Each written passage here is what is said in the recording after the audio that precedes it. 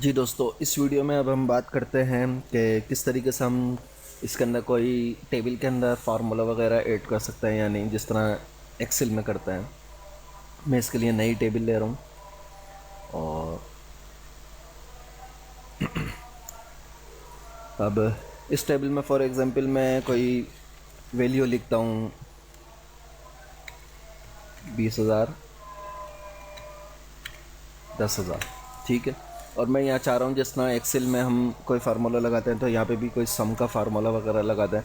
इसके लिए मैं लेआउट में आऊँगा, फार्मूला, फार्मूले में आऊँगा, ये बोल रहा है सम लेफ्ट नंबर, और फार्मूले में मैं उसको दे दूँ कि किस किस्म का नंबर चाहिए। जो फार्मूला मुझे चाहिए वो फार्मूला मैं यहाँ लिख सकता हूँ। ये बाय डिफ़ॉल्ट इसमें ये फार्मूला लिखा हुआ है।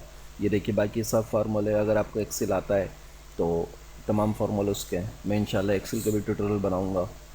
सम लेफ्ट में करता हूँ, ओके करता हूँ, तो ये देखिए वो 10,000 से 30,000, ये इसने फार्मूला यहाँ लगा दिया।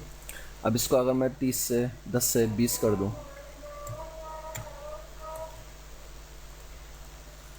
तो इसके लिए मुझे दोबारा क्या करना पड़ेगा, इस सेल में जाऊं, सम लेफ्ट ओके करूं, तो ये 4,000 होगा, 40,000 होगा, ऑटोमेटिक नहीं होगा।